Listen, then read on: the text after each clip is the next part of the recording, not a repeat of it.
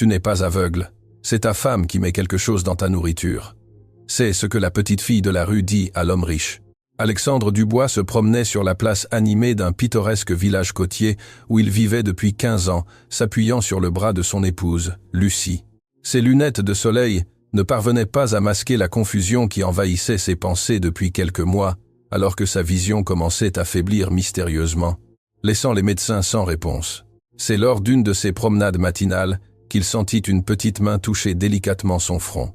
Une fillette d'à peine 10 ans, vêtue d'un vieux sweatshirt violet délavé, s'était approchée en silence. « Vous ne voyez pas bien, n'est-ce pas ?» demanda la fillette d'une voix douce mais ferme. Alexandre s'arrêta, surpris. Lucie s'interposa immédiatement entre eux avec un sourire forcé. « Excusez-nous, ma chère, mais mon mari est sous traitement et ne peut être dérangé, » dit Lucie en tentant d'éloigner la fillette. Mais la petite ne bougea pas.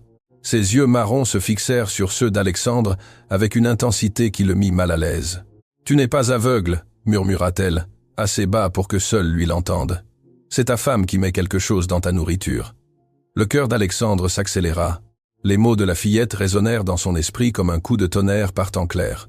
Lucie, qui n'avait pas bien entendu, tira son mari par le bras. « Allons, Alexandre, nous ne devrions pas prêter attention à ces enfants des rues, ils ne veulent que de l'argent. » Mais Alexandre résista un instant, regardant en arrière. La fillette restait là, les observant avec une expression trop sérieuse pour son âge. Il y avait quelque chose dans ses yeux qu'il ne pouvait ignorer. Une certitude troublante qui le fit remettre en question tout ce qu'il croyait savoir. Cette nuit-là, Alexandre dîna avec moins d'appétit que d'habitude. Il observa discrètement Lucie préparer son assiette, lui servant le smoothie spécial qu'elle disait être essentiel pour son traitement. Pour la première fois depuis des mois, il prêta une attention réelle au goût légèrement amer qu'il attribuait toujours aux médicaments. « Tu as à peine touché à ta nourriture, mon amour », commenta Lucie, s'asseyant à côté de lui à la table d'acajou de la salle à manger. « Tu dois bien te nourrir pour récupérer. »« Je n'ai pas beaucoup d'appétit aujourd'hui », répondit Alexandre en repoussant son assiette. Lucie insista comme elle le faisait toujours, mais il resta ferme. Au petit matin, quelque chose d'étrange se produisit. Sa vision sembla plus nette qu'elle ne l'avait été depuis des semaines. Il put lire clairement les chiffres du réveil numérique sans forcer la vue. Le lendemain matin, Alexandre ressentit une clarté mentale qu'il n'avait pas éprouvée depuis longtemps. Au petit déjeuner, il fit semblant de boire tout le smoothie que Lucie avait préparé, mais en réalité, il en versa la moitié dans le pot de la fougère quand elle alla à la cuisine chercher du sucre. Au parc, la même fillette réapparut.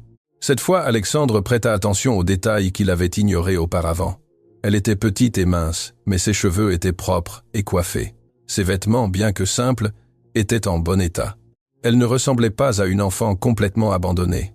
« Je savais que vous reviendriez, » dit-elle, s'approchant quand Lucie s'éloigna pour répondre à un appel. « Comment sais-tu pour ma nourriture ?» demanda Alexandre, gardant la voix basse. « Parce que je vois tout. Je vis près d'ici et j'observe toujours les gens. Votre femme va dans une pharmacie de l'autre côté de la ville. Chaque semaine, elle paye toujours en espèces et n'utilise jamais la pharmacie près de chez vous. » Alexandre ressentit un frisson. La fillette continua. « Je m'appelle Manon. J'avais l'habitude de jouer dans ce parc quand j'étais plus petite. Avant. » Elle fit une pause en regardant le sol. « Avant de perdre mes parents. Maintenant, je vis avec ma tante, mais elle travaille beaucoup. Je passe beaucoup de temps seul, et j'ai fini par apprendre à observer les gens. Chers auditeurs, si vous aimez l'histoire, profitez-en pour laisser un j'aime, et surtout vous abonner à la chaîne. Cela nous aide beaucoup, nous qui commençons. Maintenant, continuons. Pourquoi me racontes-tu cela ?» demanda Alexandre, sincèrement confus. « Parce que j'ai vu mon père vivre la même chose. Ma mère prenait soin de lui quand il est tombé malade, mais j'ai découvert ensuite qu'elle mentait sur les médicaments. Elle voulait l'argent de l'assurance. » Alexandre sentit le monde tourner. L'honnêteté brute de la fillette transperça toutes ses défenses. « Tu es en train de dire que ma femme... Elle ne vous aime pas vraiment », interrompit Manon avec une tristesse qui ne devrait pas exister chez quelqu'un d'aussi jeune. « Je vois comment elle vous regarde quand elle croit que personne ne la voit. Ce n'est pas de l'amour, c'est différent. » Lucie revint de son appel et Manon s'éloigna rapidement, mais non sans murmurer. « Observez ce qu'elle fait quand elle croit que vous dormez. » Cette nuit-là, Alexandre fit semblant de s'endormir tôt. Vers 23 heures, il l'entendit se lever en silence. À travers ses paupières entr'ouvertes, il la vit prendre son téléphone et sortir sur le balcon. Il réussit à capter des fragments de la conversation. Il se doute de quelque chose. Non, Il ne peut pas encore arrêter. Ça doit être graduel. Alexandre sentit le sang lui geler. Chaque mot confirmait ses pires craintes. Lucie revint quelques minutes plus tard et vérifia s'il dormait toujours, en touchant légèrement son épaule. Il contrôla sa respiration pour maintenir la mascarade.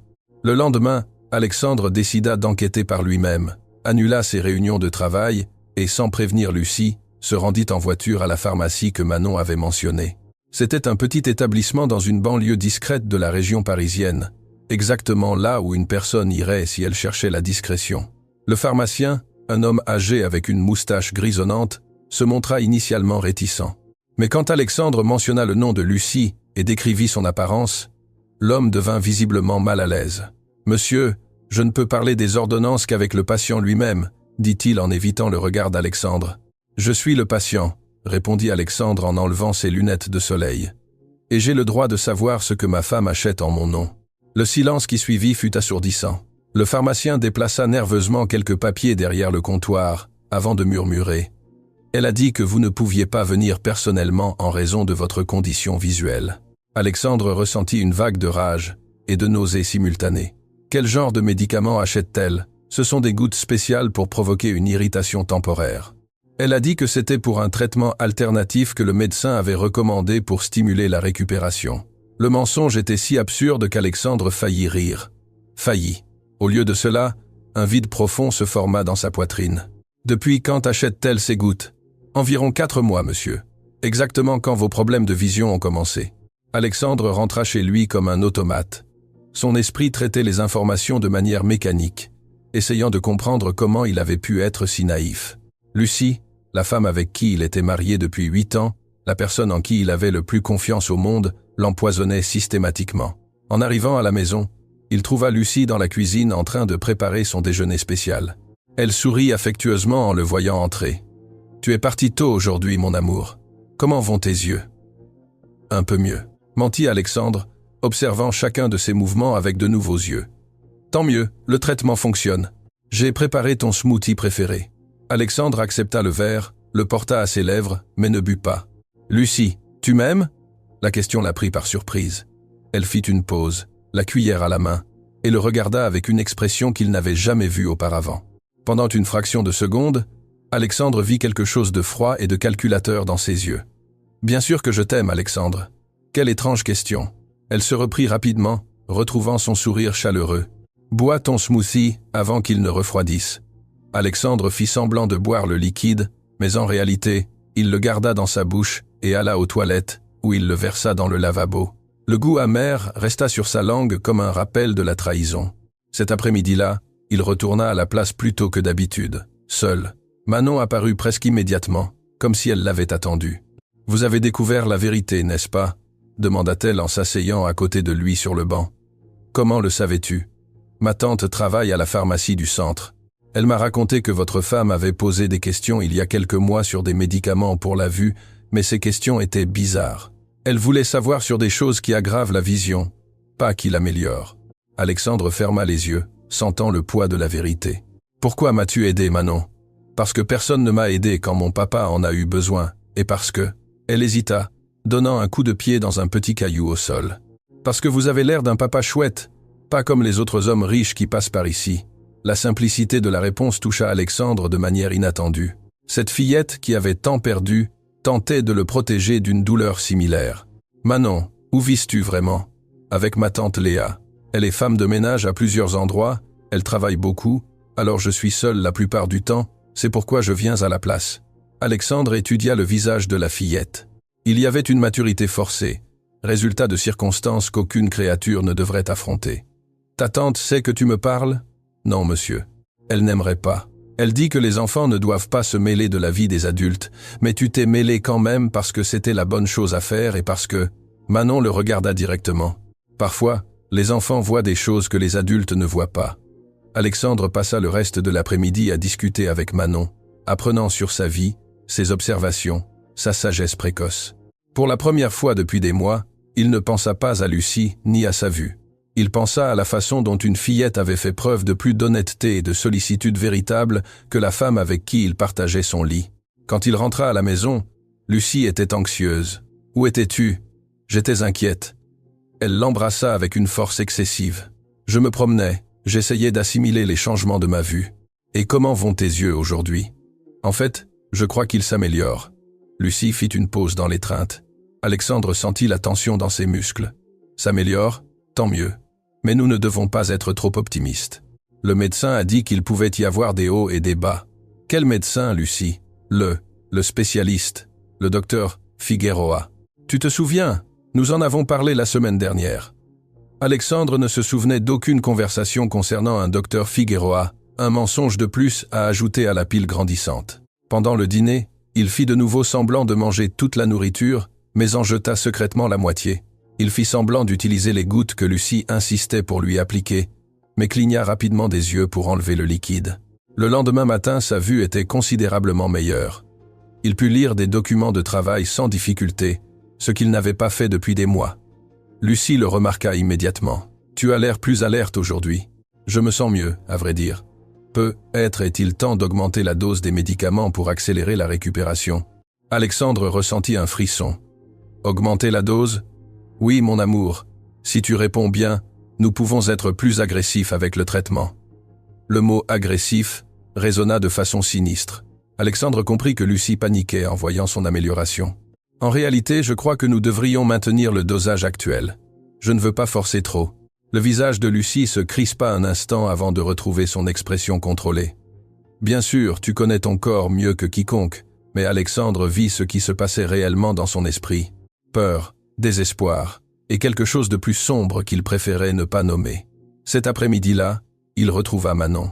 Cette fois, elle apportait quelque chose avec elle. Un petit enregistreur qui semblait ancien mais fonctionnel. Ma tante m'a donné ça quand mon papa était malade pour enregistrer ses conversations avec les médecins au cas où il oublierait quelque chose d'important. Pourquoi me montres-tu ça? Parce que vous pourriez avoir besoin d'enregistrer quelques conversations aussi. La suggestion était simple, mais les implications étaient énormes. Alexandre regarda le petit appareil en pensant aux possibilités. Manon, tu es très intelligente pour ton âge. J'ai dû l'être. Quand on perd ses parents jeunes, on apprend à se débrouiller seul. Alexandre ressentit une pointe de tristesse pour l'enfance perdue de la fillette. Comment sont morts tes parents? Manon garda le silence un long moment. Un accident de voiture. Mais avant ça, mon papa est tombé très malade. Ma maman a dit que c'était un problème cardiaque. Ce n'est qu'après que nous avons découvert que ce n'était pas vrai. Ta maman a menti sur la maladie de ton papa. Elle voulait l'argent de l'assurance vie, mais quand elle a découvert qu'elle ne l'obtiendrait pas, Manon fit une pause, déglutissant difficilement.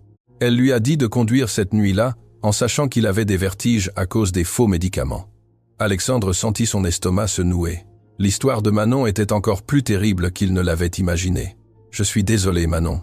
C'est pourquoi je ne peux pas laisser cela se reproduire, pas avec vous. » La détermination dans la voix de la fillette était à la fois inspirante et déchirante.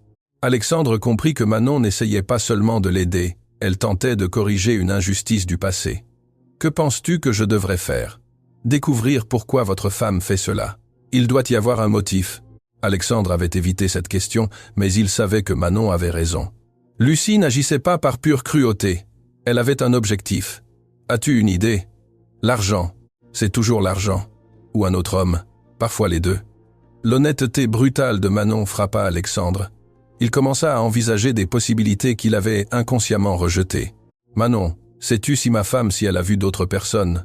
Je ne sais pas, mais je peux le savoir. Je suis bonne à observer sans être vue. » Alexandre hésita. Il ne semblait pas juste d'impliquer une fillette dans une enquête potentiellement dangereuse, mais Manon était déjà impliquée. Elle avait choisi de l'être. « Si tu découvres quelque chose, dis-le-moi, mais sois très prudente. » D'accord, je le suis toujours. Cette nuit-là, Alexandre décida de tester une théorie. Il annonça à Lucie qu'il devait voyager pour le travail pendant 3 jours, afin de régler une affaire urgente avec un client important. Voyager, Alexandre, tu peux à peine conduire en toute sécurité. C'est très dangereux. J'irai en avion et j'emporterai un assistant avec moi. Lucie se montra visiblement agitée. Je ne crois pas que ce soit une bonne idée. Votre traitement ne peut pas être interrompu. Ce sont 3 jours, mais les collyres, les smoothies, puis-je les emporter avec moi? Alexandre, s'il te plaît, reconsidère. Puis-je venir avec toi? Non, Lucie, j'ai besoin de me concentrer sur les affaires et tu as tes propres engagements ici. La discussion s'éternisa dans la nuit, Lucie utilisant tous les arguments possibles pour le faire changer d'avis. Son insistance était disproportionnée, confirmant les soupçons d'Alexandre. Le lendemain matin, il fit semblant de partir pour l'aéroport, mais en réalité, il s'installa dans un hôtel du centre-ville. De là, il observa sa propre maison et surveilla les mouvements de Lucie. Il ne tarda pas à voir des résultats. Le premier après-midi, une voiture inconnue s'arrêta devant sa maison.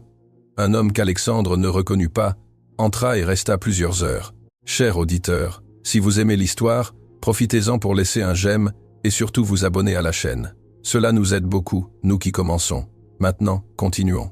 Alexandre ressentit un mélange de colère, de tristesse et d'un étrange soulagement. Colère pour la trahison, tristesse pour la fin d'un mariage qu'il avait cru sincère, et soulagement d'avoir enfin des réponses concrètes. Le deuxième jour, le même homme revint. Cette fois, Alexandre décida d'enquêter de plus près. Il suivit la voiture lorsqu'elle quitta sa maison et découvrit qu'elle se dirigeait vers un cabinet médical dans le vieux quartier de la ville. « Docteur Serge Duval », disait la discrète plaque sur la façade du bâtiment. Alexandre nota le nom et l'adresse. Le troisième jour, au lieu de rentrer chez lui comme prévu, Alexandre alla chercher Manon au parc. Elle apparut rapidement comme si elle l'avait attendu. « Et alors ? Vous avez découvert quelque chose ?» demanda-t-elle, s'asseyant à côté de lui sur le banc habituel. « Tu avais raison. Il y a un autre homme. » Manon hocha la tête avec gravité. « Je le savais. Les femmes qui font ce genre de choses ont toujours un autre homme. Comment peux-tu être si sûre de ces choses, Manon? Tu n'es qu'une enfant. Parce que je l'ai déjà vu chez moi, tu te souviens? Et parce que je fais attention. Les adultes croient parfois que les enfants ne comprennent rien.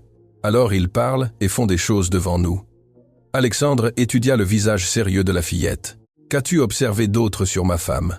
Elle n'a pas l'air heureuse quand elle est avec vous. Elle semble impatiente, comme si elle faisait quelque chose qu'elle ne veut pas faire. » L'observation était douloureusement précise. Alexandre se souvint de petits moments. Lucie regardant sa montre pendant leur conversation, soupirant quand il demandait de l'aide, le sourire qui n'atteignait pas ses yeux. « Manon, j'ai besoin d'en savoir plus sur cet homme qui visite ma maison et sur pourquoi Lucie fait cela. Je peux aider. Je sais comment découvrir des choses sans que personne ne s'en rende compte. » Alexandre hésita de nouveau à impliquer la fillette, mais il réalisa qu'il avait besoin d'un allié. Et Manon s'était avérée plus fiable et perspicace que bien des adultes qu'il connaissait. « D'accord, mais promets-moi que tu seras très prudente. Je le promets. » Cet après-midi-là, Alexandre rentra chez lui. Lucie le reçut avec une étreinte effusive, mais il remarqua la tension dans ses muscles, le soulagement exagéré dans sa voix. « Comment s'est passé ton voyage? Tu as meilleure mine? C'était productif et ma vue semble vraiment s'améliorer. » De nouveau, cette contraction presque imperceptible sur le visage de Lucie. « Tant mieux, mais continuons le traitement. Oui, nous ne pouvons pas prendre de risques. » Pendant le dîner, Alexandre observa Lucie avec de nouveaux yeux. Il vit l'impatience déguisée, les regards furtifs vers son téléphone, la façon dont elle insistait obsessionnellement pour qu'il prenne ses médicaments. « Lucie, tu as été occupée pendant mon absence? » « Pas trop, juste les choses normales. Ménage, courses, quelques amis. » « Quels amis ?» La question l'a pris par surprise. Les mêmes que d'habitude. Béatrice, Sophie. Alexandre connaissait les amis de Lucie. Il savait que Béatrice était en voyage depuis un mois et que Sophie avait déménagé dans une autre région. « Ah, Béatrice est déjà revenue de voyage? » « Oui. Non, je veux dire, nous avons parlé au téléphone. Encore des mensonges. » Alexandre ressentit une profonde tristesse en réalisant à quel point il était devenu facile pour Lucie de lui mentir. Le lendemain matin, il retrouva Manon au parc. Elle avait des informations. « J'ai découvert le nom de l'homme. Le docteur Serge Duval est médecin, mais pas du genre qui s'occupe des yeux. C'est plus un médecin généraliste. Comment l'as-tu découvert? Je l'ai suivi jusqu'à un petit hôpital près de chez moi. J'ai demandé à une infirmière qui il était. » Alexandre fut impressionné par l'initiative de la fillette. Autre chose, il ne porte pas d'alliance. Et quand il est sorti de chez vous hier, votre femme l'a embrassé sur la bouche. Alexandre serra involontairement les poings. Savoir de la trahison était une chose. Avoir des détails visuels en était une toute autre. « Je suis désolé, monsieur Alexandre. Ce n'est pas ta faute, Manon. Tu m'aides à voir la vérité. Il y a une chose de plus. Ils ont parlé d'argent. J'étais caché près de la fenêtre de la cuisine et j'ai entendu une partie de la conversation. » Alexandre se pencha en avant. « Qu'as-tu entendu exactement? Votre femme a dit quelque chose à propos de ne plus pouvoir attendre longtemps et que le plan devait s'accélérer. L'homme a parlé d'après le divorce et de diviser les biens. » Les mots frappèrent Alexandre comme des coups de poing. Ce n'était pas seulement une aventure, C'était un plan élaboré pour détruire sa vie et voler sa fortune. Manon, c'est très sérieux. Il est peu, être temps de demander de l'aide à quelqu'un. Quel genre d'aide? Alexandre réfléchit attentivement. Il ne voulait pas encore impliquer les autorités, pas sans preuves plus concrètes, mais il avait besoin de soutien. Je connais un détective privé, quelqu'un de discret. Penses-tu que ce soit une bonne idée? Oui, mais en attendant, vous pouvez continuer à observer. Bien sûr. Mais, monsieur Alexandre, oui. Vous allez bien? Je veux dire, émotionnellement. La question de la fillette le toucha profondément. Une fillette de 10 ans se souciait de son bien, être émotionnelle tandis que sa femme de 8 ans tentait de le détruire. Je ne sais pas, Manon, c'est beaucoup à digérer. Je comprends. Quand j'ai découvert pour ma maman, j'étais aussi très confuse, avec du courage et de la tristesse en même temps. Alexandre regarda la fillette avec une admiration renouvelée. Elle avait affronté des trahisons encore pires que la sienne et avait conservé non seulement sa lucidité, mais aussi sa compassion. Comment as-tu réussi à t'en sortir? Ma tante m'a aidé et j'ai réalisé que je ne pouvais pas contrôler ce que les autres faisaient, seulement ma réaction. La sagesse simple de Manon était plus réconfortante que tout conseil professionnel qu'Alexandre aurait pu recevoir. Tu es très spécial, Manon. Vous aussi, c'est pourquoi j'essaie de vous aider. Cet après-midi-là, Alexandre contacta Richard Moreau, un détective privé qu'il avait utilisé des années auparavant pour vérifier l'aptitude de certains employés du groupe. Richard était discret, efficace et fiable. « Alexandre, ça faisait longtemps. Que puis-je faire pour toi ?» Richard le salua dans le petit café où ils s'étaient rencontrés. « Richard, j'ai besoin que tu enquêtes sur ma femme. » Richard hocha la tête, sans montrer de surprise. C'était un professionnel expérimenté. Suspicion d'infidélité? Ça et plus encore. Je crois qu'elle est impliquée dans un plan pour me nuire. Quel genre de plan? Alexandre raconta tout. Les problèmes de vision, les faux médicaments, le docteur, Duval, les conversations sur l'argent. Richard écouta sans interruption, prenant des notes occasionnelles. C'est une situation complexe, Alexandre. J'aurai besoin de quelques jours pour recueillir des preuves solides. Combien de temps? Une semaine, peut être 2, cela dépend de leur comportement. Richard, j'ai besoin que tu sois très discret. Si Lucie découvre que j'enquête, elle pourrait accélérer ses plans. Je comprends. Ne t'inquiète pas, c'est mon métier. Alexandre se sentit un peu soulagé d'avoir une aide professionnelle, mais aussi anxieux quant à ce que Richard pourrait découvrir. Les jours suivants, il maintint sa routine normale, continuant à faire semblant de prendre les médicaments et les gouttes pour les yeux. Sa vision continuait de s'améliorer, mais il veillait à ne pas le montrer clairement. Manon poursuivit ses observations. À chaque rencontre sur la place, elle avait de nouvelles informations. Le docteur Duval visitait la maison 3 fois par semaine. Lucie sortait seule tous les jeudis après-midi, toujours habillée de manière plus élégante que d'habitude. On les avait vus ensemble dans un restaurant de l'autre côté de la ville. « Monsieur Alexandre, puis-je vous demander quelque chose ?»« Bien sûr, Manon. Vous aimiez vraiment votre femme ?» La question le prit par surprise. « Pourquoi veux-tu savoir ?»« Parce que parfois les gens font de mauvaises choses, même quand ils sont aimés. »« Je veux comprendre pourquoi. » Alexandre réfléchit attentivement. « Oui, je l'aimais. Ou je croyais l'aimer. Peu. Être que j'aimais. Pas la personne qu'elle était vraiment. » Exactement. Manon y réfléchit un instant. C'est triste quand les gens font semblant d'être différents de ce qu'ils sont. Tu fais semblant d'être quelque chose que tu n'es pas, Manon. Parfois, je fais semblant de ne pas me sentir seul, mais c'est différent. Je ne blesse personne en faisant semblant de cela. Alexandre ressentit une vague de tendresse pour la fillette. Sa maturité émotionnelle était extraordinaire, surtout compte tenu de tout ce qu'elle avait traversé. « Manon, une fois que tout cela sera terminé, aimerais-tu que je rencontre ta tante? Pourquoi? Parce que peut-être que je pourrais les aider d'une manière ou d'une autre en guise de remerciement pour tout ce que tu as fait pour moi. » Manon sembla mal à l'aise avec l'idée. « Ma tante n'aime pas beaucoup les gens riches. Elle pense qu'ils ne veulent que profiter. Pourquoi pense-t-elle cela? Parce que c'est déjà arrivé. Des gens ont offert de l'aide et voulaient ensuite des choses en retour, de mauvaises choses. » Alexandre comprit la prudence. « Et tu me fais confiance ?» Manon l'étudia avec ses yeux sérieux. « Oui, vous êtes différent. Vous n'essayez pas de m'impressionner ou de me donner des choses pour que je vous aime, vous me parlez juste comme si j'étais une personne normale. Tu es une personne normale, Manon. Une personne très spéciale, mais normale. » Cette semaine-là, Alexandre remarqua des changements subtils dans le comportement de Lucie. Elle semblait plus anxieuse, plus attentive à ses mouvements. Elle vérifiait s'il prenait vraiment ses médicaments.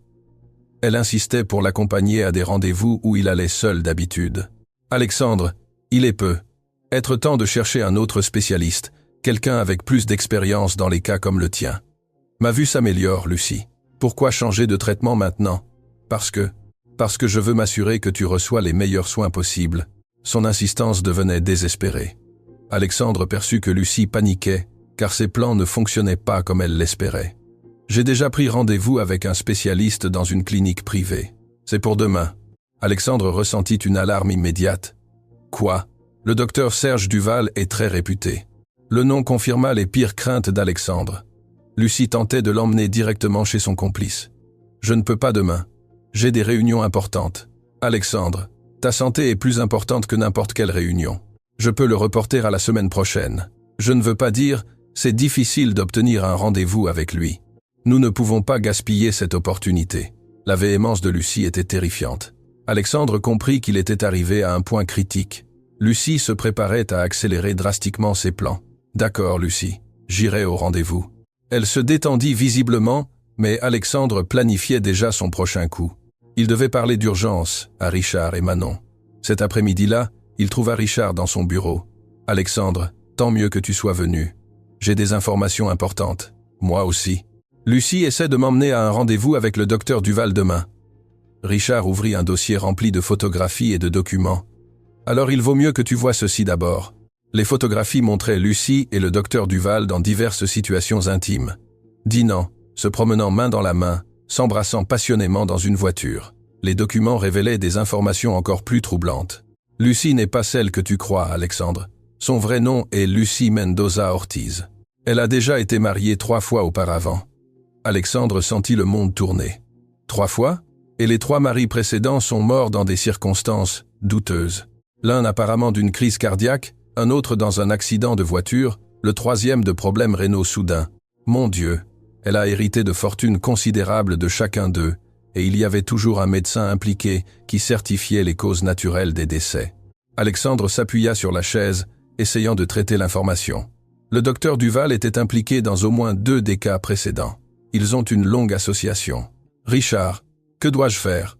Elle essaye de m'emmener à une consultation avec lui demain. N'y va en aucun cas. Selon le schéma établi, il est probable qu'il planifie quelque chose de drastique. Alexandre ressentit une peur réelle pour la première fois. Il ne s'agissait plus seulement d'argent ou de trahison. Sa vie était en danger. Je dois prévenir quelqu'un à ce sujet. Je prépare déjà un dossier complet pour les autorités. Mais Alexandre, tu dois quitter la maison ce soir. Et où aller?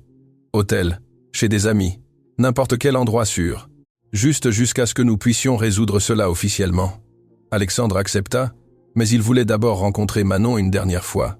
Il devait la remercier et lui expliquer qu'il ne pourrait plus la rencontrer sur la place pendant quelques jours. Sur la place, Manon remarqua immédiatement que quelque chose n'allait pas. « Monsieur Alexandre, vous avez peur ?»« Oui, Manon. J'ai découvert que la situation est bien pire que nous ne le pensions. » Il lui raconta les découvertes de Richard, en omettant évidemment les détails les plus terrifiants.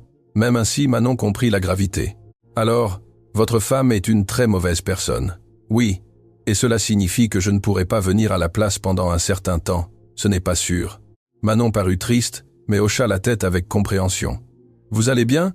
Je le serai. Grâce à toi, Manon. Si tu ne m'avais pas alerté, je savais que quelque chose n'allait pas. » Les adultes ne prêtent parfois pas attention à l'évidence. Alexandre sourit pour la première fois depuis des jours. « Tu m'as sauvé, tu sais, et vous m'avez fait me sentir importante. Personne n'avait jamais écouté mes idées auparavant. Tes idées sont précieuses, Manon. Ne l'oublie jamais. » Ils se dirent au revoir avec une étreinte. Alexandre promit de revenir quand tout serait réglé. Cette nuit-là, Alexandre prépara discrètement une petite valise. Quand Lucie était sous la douche, il appela un hôtel du centre-ville et fit une réservation. Pendant le dîner, Lucie était particulièrement attentive, insistant pour qu'il mange bien et prenne tous ses médicaments. « Demain sera un jour important, Alexandre. Le docteur Duval est vraiment le meilleur spécialiste de la région. J'ai hâte de le rencontrer. Il prendra très bien soin de toi, j'en suis absolument certaine. » Il y avait quelque chose de sinistre dans la façon dont elle l'avait dit. Une certitude qui dépassait la confiance médicale normale. Vers 2 heures du matin, alors que Lucie dormait profondément, Alexandre quitta silencieusement la maison. Il n'emporta que l'essentiel et se rendit à l'hôtel. Dans la chambre, il appela Richard. « Alexandre, il est très tard. Richard, je suis parti de la maison. Je suis dans un hôtel. C'était la bonne décision. J'ai des informations encore plus troublantes. Qu'est-ce qui se passe maintenant? Le docteur. Duval n'est pas seulement un complice. C'est le cerveau derrière toute l'opération. Lucie n'est que l'appât. Ils ont un réseau de femmes qui séduisent et épousent des hommes riches. Et Duval fournit les moyens médicaux pour éliminer les obstacles. Alexandre ressentit des nausées. Combien de personnes ont-ils tué?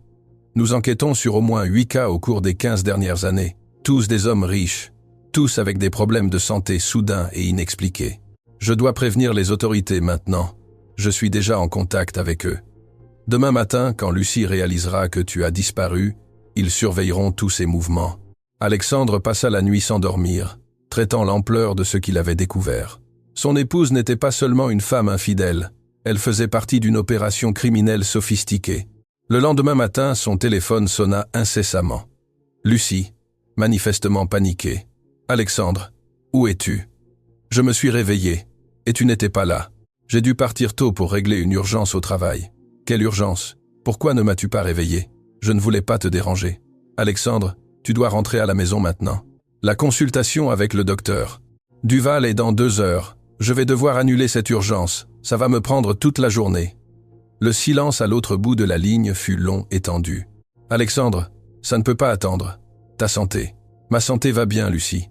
En fait, ma vue est bien meilleure. Un autre silence. Alexandre pouvait presque entendre la panique grandir. Meilleur? Comment ça, meilleur? Je peux voir clairement. Mieux que depuis des mois. C'est impossible. Le docteur Duval doit examiner immédiatement. Cela pourrait être un symptôme dangereux.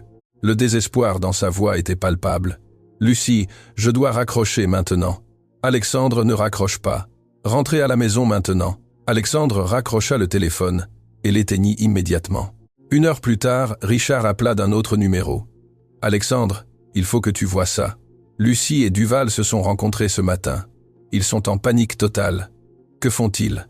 Ils prévoient de quitter la ville cet après-midi. Alexandre ressentit un soulagement et une colère simultanée. Soulagement d'être en sécurité. Colère d'avoir été si trompé. Les autorités sont prêtes à agir? Oui. Ils vont les intercepter sur la route. Et les preuves? Nous avons tout ce dont nous avons besoin. Documents, photographies, déclarations et, le plus important, des échantillons des médicaments qu'elle te donnait. Alexandre passa la journée à l'hôtel, attendant des nouvelles. Vers 18 heures, Richard appela. « C'est fait, Alexandre. Ils ont été arrêtés alors qu'ils tentaient de quitter la ville. Et maintenant? Maintenant, tu peux rentrer chez toi. Mais d'abord, tu veux voir leur confession. » Alexandre hésita. Une partie de lui voulait comprendre complètement ce qui s'était passé, mais une autre voulait juste oublier. Être plus tard, j'ai d'abord une chose à faire. Il se rendit directement à la place. Manon était là comme toujours, assise sur le banc habituel. « Monsieur Alexandre, vous allez bien? »« Je vais bien, Manon, grâce à toi. Qu'est-il arrivé à votre femme? » ?»« Elle ne dérangera plus personne. Elle et l'homme qui l'aidait ont été arrêtés. » Manon hocha la tête avec gravité. C'était la bonne chose à faire. « Manon, j'ai une proposition pour toi. » « Quel genre de proposition ?» Alexandre s'agenouilla pour être à la hauteur des yeux de la fillette. « J'aimerais te proposer une bourse d'études dans une école privée et un meilleur emploi pour ta tante, si elle le souhaite. » Manon le regarda avec méfiance. « Pourquoi? » ?»« Parce que tu m'as sauvé la vie, et parce que tout le monde mérite une chance d'avoir une vie meilleure. Et qu'est-ce que vous voulez en échange ?» La question montrait la sagesse d'une fillette qui avait appris que rien dans la vie n'était gratuit. « Rien, Manon, absolument rien. Je veux juste m'assurer que tu es en sécurité et que tu as des opportunités. » Manon étudia son visage un long moment. « Ma tante pourrait ne pas accepter. Alors nous irons lui parler ensemble. Tu pourras expliquer comment nous nous sommes rencontrés. Et si elle ne croit pas l'histoire, nous avons des preuves. Tu te souviens? » Le détective a tout documenté. Manon sourit pour la première fois depuis qu'Alexandre la connaissait. Un sourire génuineux et enfantin qui illumina tout son visage. « D'accord, allons parler à tante Léa. » Ils marchèrent ensemble jusqu'à la maison simple où Manon vivait avec sa tante. Léa était une femme de 40 ans, aux cheveux grisonnants attachés en arrière, les mains calleuses par le travail acharné. Ses vêtements étaient propres mais usés, et il y avait une tristesse résiduelle dans ses yeux. Alexandre se présenta poliment et expliqua la situation avec Manon, ajoutant des détails si nécessaires. Léa écouta tout avec une incrédulité croissante. « Vous êtes en train de dire que ma nièce a découvert que votre femme tentait de vous empoisonner ? » « Oui, madame. Et grâce à son intelligence et son courage, J'ai pu découvrir la vérité à temps. Léa regarda Manon avec un mélange de fierté et d'inquiétude. Manon, est-ce vrai? Oui, tante. J'ai vu des choses étranges et j'ai décidé d'enquêter. Comme vous le dites toujours, nous devons aider les gens quand nous le pouvons. Léa se tourna vers Alexandre. Et qu'est-ce que vous voulez offrir en retour? Une bourse complète pour Manon dans la meilleure école privée de la ville. Et si vous acceptez, un poste de superviseur de nettoyage dans mon entreprise avec un salaire décent et toutes les prestations. Pourquoi feriez-vous cela? Parce que votre nièce m'a sauvé la vie, et parce que vous deux méritez mieux que la lutte constante pour survivre. Léa garda le silence un long moment, étudiant Alexandre attentivement. Vous ne voulez rien en retour, juste la satisfaction de savoir que je fais ce qui est juste. Et si nous décidons que nous ne voulons pas de votre aide, alors je respecterai votre décision et ne vous dérangerai plus jamais. Léa regarda Manon qui attendait avec impatience la réponse de sa tante. Manon, qu'en penses-tu? Je crois que monsieur Alexandre est une bonne personne, tante, et je crois que nous méritons une chance d'avoir une vie plus facile. Léa hocha la tête lentement. Très bien, nous accepterons votre offre, mais avec des conditions. Quelles conditions? Premièrement, si à tout moment nous réalisons qu'il y a des arrière-pensées, nous arrêtons tout immédiatement. Deuxièmement, Manon continue de vivre avec moi, peu importe à quel point sa vie s'améliore. Troisièmement, nous ne voulons pas de charité, nous voulons une opportunité. Si je ne suis pas assez bonne au travail, vous pouvez me licencier. Alexandre sourit. J'accepte toutes les conditions, en fait, je les respecte. Au cours des mois qui suivirent, la vie de chacun changea radicalement.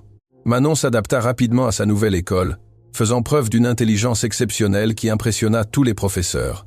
Léa se révéla être une superviseure naturelle, organisant l'équipe de nettoyage avec une efficacité qui surprit même Alexandre, Lucie et le docteur. Duval furent condamnés pour de multiples chefs d'accusation, y compris tentatives d'homicide et fraude. L'enquête révéla leur participation à un réseau criminel qui opérait depuis plus d'une décennie. Alexandre, libéré de la manipulation constante, redécouvrit des passions et des intérêts qu'il avait négligés. Il commença à passer plus de temps sur des activités qui lui tenaient vraiment à cœur, y compris le bénévolat auprès d'enfants en situation de risque. Sa relation avec Manon et Léa évolua de la gratitude vers une amitié sincère. Elles devinrent une partie de sa vie d'une manière qu'il n'avait jamais connue avec Lucie, une présence chaleureuse et honnête au lieu d'une manipulation subtile. 1 an après l'arrestation de Lucie, Alexandre organisa un petit dîner pour célébrer l'anniversaire de Manon. Léa avait préparé un gâteau fait maison, et Alexandre apporta des cadeaux soigneusement choisis, des livres, du matériel d'art et un joli journal. « Pourquoi ai-je besoin d'un journal ?» demanda Manon, en feuilletant les pages blanches. « Pour écrire tes observations sur les gens et le monde. Tu as des idées précieuses qui méritent d'être enregistrées. Pensez-vous que mes observations intéresseraient d'autres personnes? J'en suis absolument certain. » Léa sourit en voyant la confiance grandir chez la fillette. Manon a toujours été observatrice. Quand elle était petite, elle me racontait des détails sur les voisins que je n'avais jamais remarqués. C'est un talent rare, dit Alexandre. La capacité de voir au-delà des apparences, de percevoir des vérités que d'autres ignorent. Manon rougit, mais était clairement satisfaite de l'éloge. Pendant la fête, Alexandre réfléchit à la façon dont sa vie avait changé. Il y a 1 an, il était marié à une femme qui planifiait sa mort, isolé des relations sincères, vivant une vie qu'il percevait maintenant comme un mensonge soigneusement construit. Maintenant, il était entouré de personnes qui se souciaient vraiment de lui, engagé dans un travail significatif et plus heureux qu'il ne l'avait été depuis des années. « Monsieur Alexandre, » dit Manon pendant le dessert, « puis-je vous poser une question personnelle ?»« Bien sûr. Regrettez-vous d'avoir épousé votre ex-femme ?» La question était typique de Manon, directe, perspicace et un peu gênante. Alexandre réfléchit attentivement. « C'est une question intéressante, Manon. D'un côté, ce fut une expérience terrible qui aurait pu très mal finir. D'un autre côté, si je n'étais pas passé par là, je ne vous aurais jamais rencontrés toutes les deux. Alors vous ne le regrettez pas. Je regrette d'avoir été naïf. Je regrette de ne pas avoir prêté attention aux signaux d'alarme, mais je ne regrette pas le voyage qui m'a mené jusqu'ici. » Léa intervint. « Parfois, les pires expériences nous enseignent les leçons les plus importantes. » « Exactement, » acquiesça Alexandre. « Et parfois, nous devons affronter l'obscurité pour vraiment apprécier la lumière. » Manon hocha la tête avec gravité, comme si elle enregistrait l'observation dans son esprit. Quelques mois plus tard, Alexandre reçut un appel inattendu de Richard. « Alexandre, il faut que tu saches quelque chose. Lucie essaie de te contacter depuis la prison. Que veut-elle? Elle prétend avoir des informations importantes sur d'autres cas similaires. Elle veut faire un marché en échange d'une peine réduite. Alexandre ressentit un mélange de curiosité et de répulsion. Quel genre d'informations? Nom d'autres victimes, détails sur le réseau criminel, emplacement de biens volés. Des choses qui pourraient aider la police à résoudre d'anciennes affaires. Et elle veut me parler, spécifiquement à moi. Elle prétend qu'elle ne fait confiance qu'à toi pour négocier. Alexandre rit ironiquement. Elle ne fait confiance à personne, Richard. Ce n'est qu'une autre manipulation. Probablement, mais il pourrait y avoir des informations précieuses. Que recommandes-tu? Si tu es émotionnellement prêt, cela pourrait valoir la peine d'écouter au moins ce qu'elle a à dire, évidemment avec toutes les précautions de sécurité. Alexandre discuta de la situation avec Manon lors d'une de leurs rencontres régulières sur la place. La fillette, maintenant âgée de 11 ans, avait développé une perspicacité encore plus aiguë. « Que penses-tu que je devrais faire, Manon? Cela dépend de ce que vous voulez accomplir. Comment ça? Si vous voulez juste passer à autre chose et oublier, vous ne devriez pas lui parler. Si vous voulez aider d'autres personnes qui ont peu, être vécu la même chose, vous devriez peu, être écouté. Et quelle penses-tu que serait la bonne décision? » Manon réfléchit un instant. « Vous vous souvenez quand j'ai dû décider si je vous parlais de votre femme? Je m'en souviens. J'aurais pu rester silencieuse et continuer ma vie, mais je savais que d'autres personnes pourraient être blessées si je ne faisais rien. » Alexandre comprit l'analogie. « Tu es en train de dire que j'ai une responsabilité envers d'autres victimes potentielles? Je dis que vous devez décider quel genre de personne vous voulez être. » La sagesse simple de Manon était comme toujours profonde et directe. Alexandre décida d'accepter la rencontre avec Lucie, mais avec des conditions rigoureuses. Ce serait en prison, en présence des autorités, et ce serait entièrement enregistré. Le jour de la rencontre arriva, froid et pluvieux. Alexandre entra dans le parloir de la prison avec un mélange d'anxiété et de détermination. Lucie l'attendait, vêtue de l'uniforme orange de la prison, avec une apparence très différente de la femme élégante qu'il avait connue. « Alexandre, dit-elle lorsqu'il s'assit en face d'elle, merci d'être venu. Je ne suis pas venu pour toi, Lucie. Je suis venu pour les autres personnes que toi et tes complices avaient pu blesser. » Lucie hocha la tête, semblant accepter la dureté du ton. « Je comprends et tu as raison de ne pas me faire confiance. Qu'as-tu à me dire? D'abord, je veux que tu saches que j'ai vraiment appris à me soucier de toi. Pas au début, mais avec le temps. Lucie, je ne suis pas ici pour une conversation émotionnelle. Tu as dit que tu avais des informations importantes. » Elle soupira. « Tu as raison. Le docteur Duval et moi faisions partie d'une opération qui a commencé il y a plus de 15 ans. Nous n'étions pas les seuls. Il y avait au moins 6 équipes similaires opérant dans différentes régions du pays. » Alexandre se pencha en avant. C'était une information précieuse. Combien de victimes en tout? Je ne sais pas le nombre exact, mais notre équipe était responsable de 8 cas confirmés avant le tien. Les autres équipes peuvent être 50 ou plus au fil des ans. Les chiffres étaient frappants. Alexandre ressentit des nausées en pensant à tant de vies perdues. As-tu des noms, des preuves? J'ai quelques noms, des dates, des lieux, et je sais où sont cachés certains documents que Duval a dissimulés. Pourquoi me racontes-tu cela maintenant? Lucie hésita. Parce que j'ai peur. Les dirigeants de l'opération n'aiment pas les témoins vivants, même en prison. Je ne me sens pas en sécurité. Et tu crois que coopérer te protégera? Je l'espère. Elle fit une pause en regardant directement Alexandre. Et parce qu'une partie de moi veut vraiment faire ce qui est juste, au moins une fois. Alexandre étudia son visage à la recherche de signes de manipulation. Il y avait quelque chose de différent chez Lucie. Une vulnérabilité qu'il n'avait jamais vue auparavant. Si tu veux vraiment faire ce qui est juste, tu me donneras toutes les informations que tu as sans condition. Je le ferai. Mais Alexandre, je dois te dire que ce n'a jamais été personnel. On m'a recruté pour ce travail quand j'étais désespéré. Mes propres parents ont été victimes d'une fraude similaire, et j'ai fini par vivre dans la rue pendant mon adolescence. La révélation surprit Alexandre. Tu as été victime avant de devenir coupable? Oui. Duval m'a trouvé quand j'avais 17 ans, sans argent, sans famille, sans perspective. Il m'a offert une vie meilleure en échange de faire certaines choses. Cela ne justifie pas ce que tu as fait, Lucie. Cela ne le justifie pas. Mais cela explique comment j'ai commencé, et cela explique pourquoi, quand je t'ai rencontré pour la première fois, je me suis demandé si je voulais continuer à faire cela. Alexandre ressentit une pointe de tristesse, non pour Lucie, mais pour la jeune femme désespérée qu'elle avait été. Si tu l'as vraiment remis en question, pourquoi as-tu continué? Parce que j'avais très peur. De mauvaises choses sont arrivées aux personnes qui ont essayé de quitter l'opération. Alexandre passa les 2 heures suivantes à écouter Lucie révéler des détails sur le réseau criminel. Nom, lieu, méthode, hiérarchie. La complexité de l'opération était effrayante. À la fin, Alexandre se leva pour partir. « Alexandre » appela Lucie. « Comment va ta vue ? Complètement normale, sans effet permanent. Je suis contente. J'ai réduit les doses au cours des dernières semaines avant que tu ne le découvres. » Je ne pouvais plus. Alexandre l'interrompit. « Lucie, n'essaie pas de transformer cela en quelque chose de noble. Tu n'as arrêté que parce que tu perdais le contrôle de la situation. Peut être que j'ai enfin retrouvé un peu d'humanité que je pensais avoir perdu. » Alexandre la regarda une dernière fois. « J'espère que c'est vrai, Lucie, pour ton propre bien. » Elle hocha la tête, des larmes commençant à se former dans ses yeux. « Prends bien soin de toi, Alexandre, et merci de m'avoir écouté. » Alexandre quitta la prison avec des sentiments mitigés. Les informations fournies par Lucie aideraient à démanteler un vaste réseau criminel et potentiellement à sauver des vies futures, mais elles le forçaient également à confronter la complexité de la nature humaine, les circonstances qui transforment les victimes en coupables. Au cours des mois suivants, les informations de Lucie aboutirent à de multiples arrestations dans tout le pays. Des dizaines de cas non résolus furent rouverts. Des familles obtinrent enfin des réponses concernant la perte de leurs proches.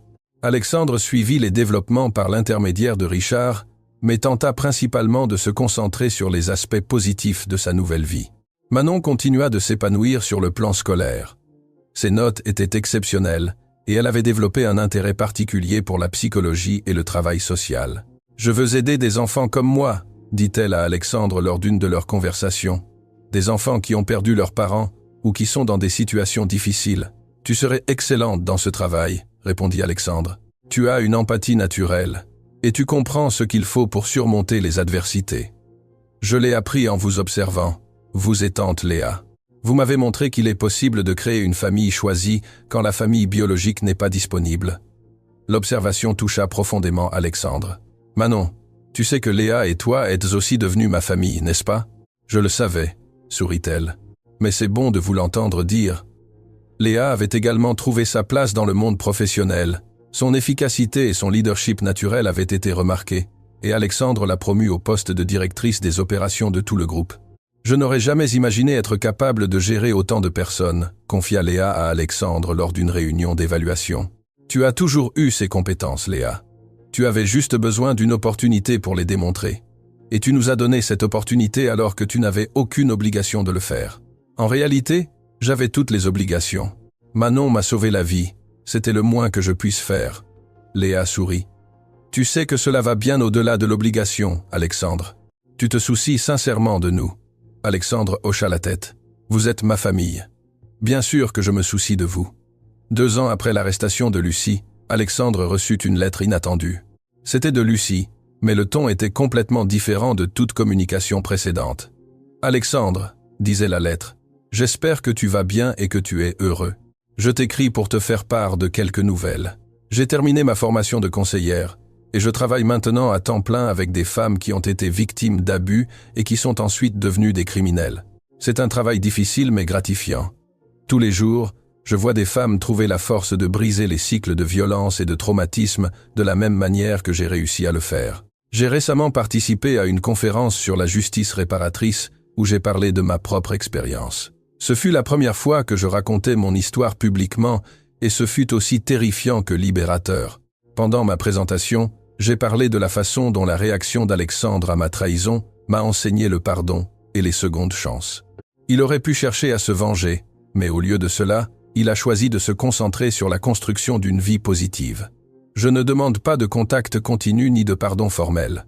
Je voulais juste que tu saches que ton exemple en tant que famille continue de m'inspirer dans mon travail.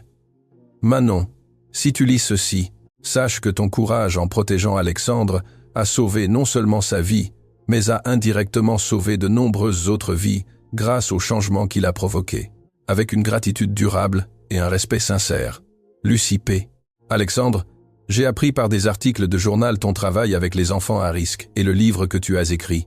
Je suis sincèrement heureuse de savoir que tu as trouvé un sens et de la joie. Après avoir lu la lettre, la famille s'assit pour en discuter. « Qu'en pensez-vous » demanda Alexandre. Léa parla la première. « Cela semble sincère, et c'est bien de savoir qu'elle utilise son expérience pour aider d'autres personnes. » Manon hocha la tête. « Je suis d'accord, et j'aime l'idée que notre histoire a eu un impact positif au-delà de nos propres vies. Pensez-vous que je devrais répondre? Seulement si tu le veux, dit Léa. Tu n'as aucune obligation envers elle. Alexandre réfléchit quelques instants. Je crois que j'enverrai une brève réponse reconnaissant ses efforts et lui souhaitant du succès dans son travail. C'est une réponse compatissante, dit Manon. Et la compassion a toujours été l'une de vos meilleures qualités, papa. Alexandre écrivit une courte lettre, cordiale mais distante, reconnaissant le travail de Lucie et lui souhaitant le meilleur dans ses efforts de réhabilitation. Ce fut leur dernière communication. Les années d'université de Manon passèrent rapidement.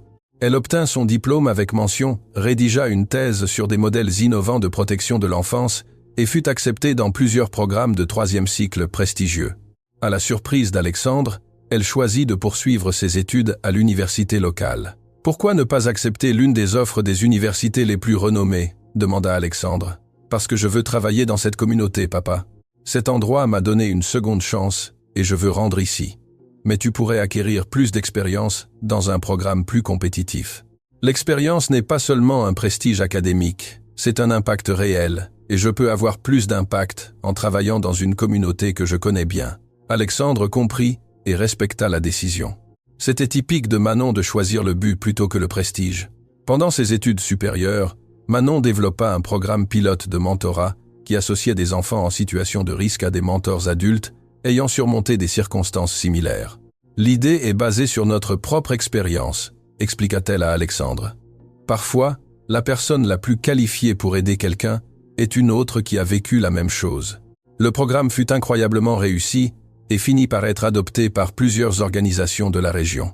Quand Manon obtint sa maîtrise en travail social, toute la famille était présente à la cérémonie de remise des diplômes. Alexandre ne s'était jamais senti aussi fier. « Mesdames et messieurs, annonça le directeur du programme. Notre oratrice de la promotion est Manon Ruiz Mendez, qui a développé le programme de mentorat Deuxième Famille, qui a déjà touché plus de 100 enfants dans notre région. Manon monta sur scène avec confiance et grâce. Son discours porta sur les secondes chances, la famille choisie et l'importance de transformer les expériences personnelles en outils pour aider les autres.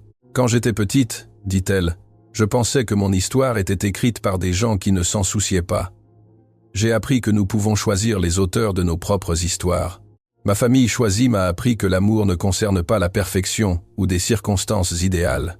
L'amour, c'est choisir d'être présent pour quelqu'un tous les jours, surtout quand c'est difficile. Chacun de vous a la capacité d'être une seconde chance dans la vie de quelqu'un. Parfois, cela signifie adopter officiellement. Parfois, cela signifie du mentorat. Parfois, cela signifie simplement être une présence constante et aimante dans la vie d'un enfant. Ne sous-estimez pas le pouvoir de choisir de se soucier de quelqu'un. Ce choix peut littéralement sauver des vies. L'auditoire lui fit une ovation debout. Alexandre, Léa et Antoine pleuraient de fierté. Après la cérémonie, une femme âgée s'approcha d'eux. « Cher, je suis directrice d'une organisation nationale de protection de l'enfance. J'aimerais discuter avec vous de l'expansion de votre programme au niveau national. » Manon regarda Alexandre avant de répondre. « Je serais honoré de discuter. Mais permettez-moi de préciser quelque chose. Mon travail est basé sur la communauté. Toute expansion devrait maintenir cette approche locale. » La femme sourit. Exactement l'attitude que nous espérions entendre. Au cours des mois suivants, Manon travailla avec l'organisation pour développer un modèle qui pourrait être reproduit dans différentes communautés en maintenant l'accent sur la connexion personnelle et l'impact local. Alexandre observa avec admiration comment sa fille naviguait ses opportunités professionnelles en maintenant ses valeurs fondamentales. « Tu n'es pas tenté d'accepter des offres de grandes villes ou des salaires plus élevés ?» demanda-t-il lors d'un dîner en famille. « Bien sûr, il y a des moments de tentation, » admit Manon. « Mais je reviens toujours à la question fondamentale. Où puis-je générer le plus grand impact réel ? Et la réponse est toujours ici. Pour l'instant, oui. Et honnêtement, papa, une partie de la raison est que je ne veux pas m'éloigner de notre famille. Vous êtes ma base, ma source de force. » Léa sourit. Nous serons toujours là pour toi, ma chérie, mais nous ne voulons pas que notre présence te limite. Vous ne me limitez pas, vous m'autonomisez. Il y a une différence importante. Cette nuit-là, après que Manon fut rentrée chez elle, elle avait déménagé dans un petit appartement confortable près de son bureau. Alexandre et Léa parlèrent de la façon dont elle avait grandi. Parfois, il est difficile de croire que c'est la même petite fille effrayée que nous avons rencontrée il y a plus de 10 ans, observa Léa. Son essence a toujours été spéciale, répondit Alexandre. Elle avait juste besoin de stabilité et d'amour pour s'épanouir pleinement. Pensez-vous que nous avons fait du bon travail en tant que parents? Alexandre rit. Léa, regarde-la. Elle est compatissante, intelligente, dévouée à aider les autres et heureuse. Je crois que nous avons fait un travail exceptionnel. Ce n'a pas toujours été facile. Les meilleures choses de la vie sont rarement faciles, mais elles ont toujours été gratifiantes. Léa hocha la tête en souriant. Je ne regrette aucun de nos choix. Moi non plus. L'automne suivant, Manon annonça qu'elle sortait sérieusement avec quelqu'un.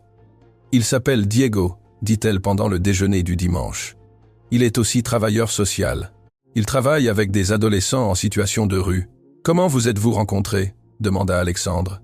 Par le travail, nos programmes se recoupent un peu et nous avons commencé à collaborer sur certains cas. L'amitié a évolué naturellement. Et il connaît notre histoire familiale? Demanda Léa.